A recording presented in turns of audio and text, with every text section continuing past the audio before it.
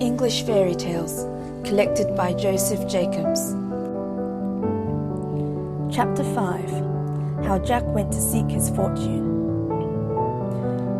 Once on a time there was a boy named Jack, and one morning he started to go and seek his fortune. He hadn't gone very far before he met a cat. "Where are you going, Jack?" said the cat. "I am going to seek my fortune." "May I go with you?" "Yes," said Jack. "The more the merrier." So on they went, jiggelty-jolt, jiggelty-jolt. They went a little further and they met a dog. "Where are you going, Jack?" said the dog. "I am going to seek my fortune." "May I go with you?" "Yes," said Jack. "The more the merrier." So on they went, jiggelty-jolt, jiggelty-jolt. They went a little further and they met a goat. "Where are you going, Jack?" said the goat. "I am going to seek my fortune." "May I go with you?" "Yes," said Jack. "The more the merrier." So on they went, jiggelty-jolt, jiggelty-jolt. They went a little further and they met a bull. "Where are you going, Jack?" said the bull. "I am going to seek my fortune." "May I go with you?" "Yes," said Jack. "The more the merrier." So on they went, jiggelty-jolt, jiggelty-jolt. They went a little further and they met a rooster. "Where are you going, Jack?" said the rooster. "I am going to seek my fortune." "May I go with you?" "Yes," said Jack. "The more the merrier." So on they went, jiggelty-jolt, jiggelty-jolt. Well, they went on till it was about dark, and they began to think of some place where they could spend the night.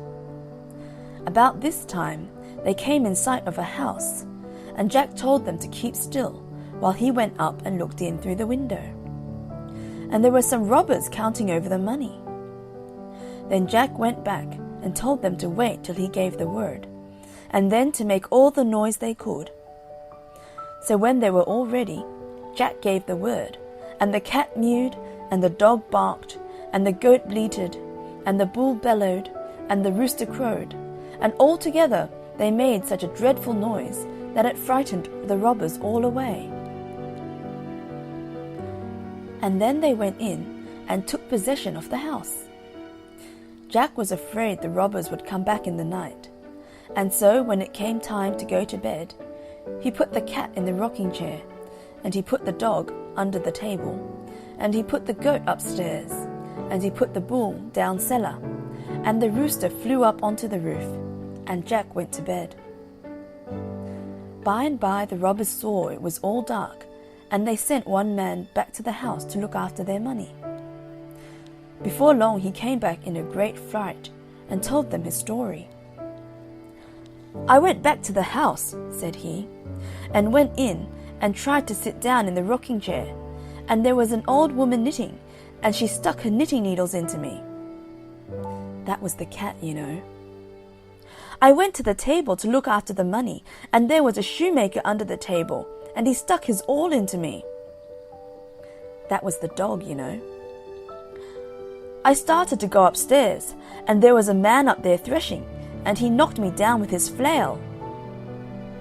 That was the goat, you know. "I started to go down cellar, and there was a man down there chopping wood, and he knocked me up with his axe." That was the bull, you know.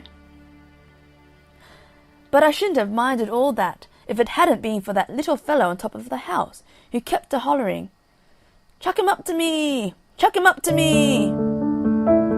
Of course, that was the cock-a-doodle-doo. End of chapter 5. How Jack Went to Seek His Fortune.